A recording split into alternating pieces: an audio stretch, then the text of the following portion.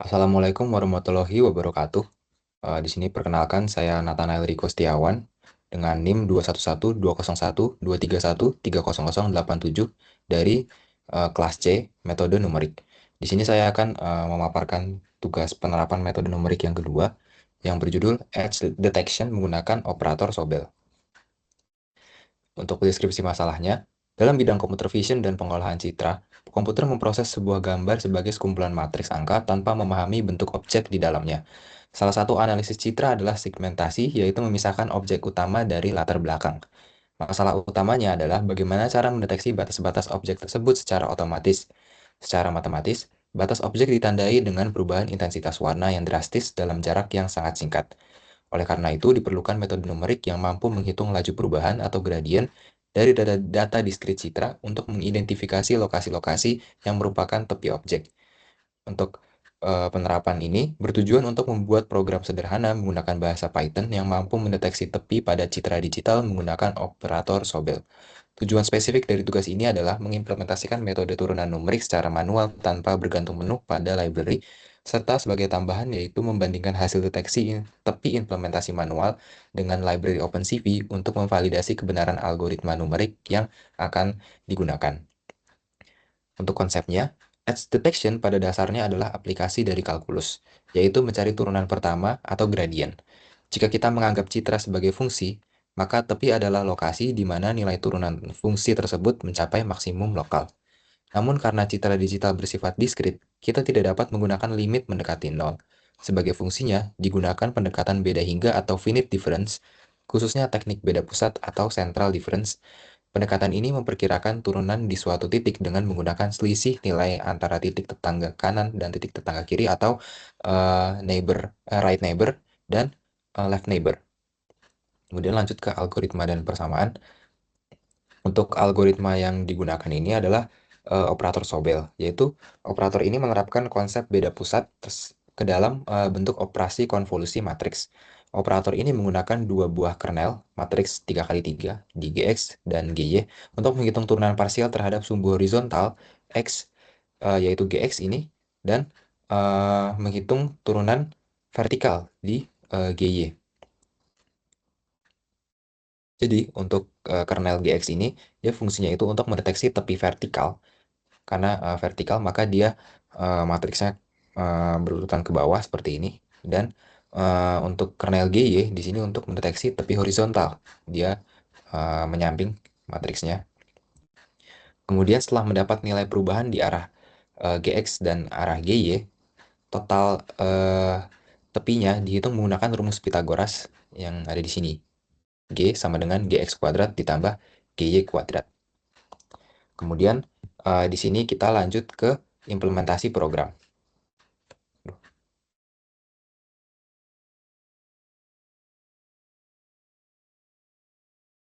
Oke, jadi untuk yang pertama di sini ada import library, yaitu kita pakai library OpenCV, library NumPy, dan Matplot library. Untuk CV2 itu untuk import OpenCV, NumPy itu karena kita pakai citra digital, maka kita akan melakukan operasi matriks, yaitu oleh karena itu kita butuh NumPy.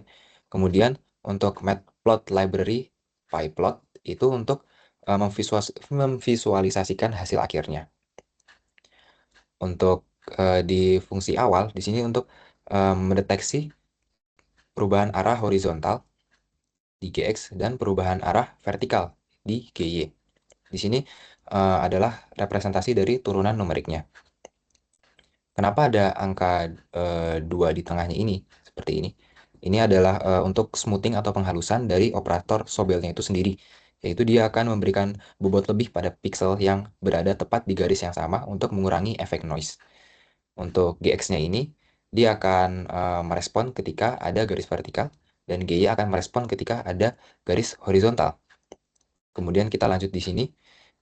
Di sini ada untuk output citranya dan untuk paddingnya. Jadi di sini kita akan membuat output baru dengan ukuran yang sama dengan citra dengan gambar aslinya. Untuk tipe datanya itu float 64 karena hasil perhitungan gradien itu bisa bentuknya pecahan dan angkanya itu bisa sangat besar sebelum dinormalisasi. Kalau pakai UINT 8 langsung, maka datanya akan rusak atau overflow di sini. Untuk NPPet di sini kita akan mendapatkan bingkai selebar 1 pixel berisi angka 0 di sekeliling gambar. Kenapa perlu padding? Jadi metode numerik ini butuh neighbor kiri kanan atas bawah. Pixel di paling pojok gambar itu nggak punya neighbor yang lengkap.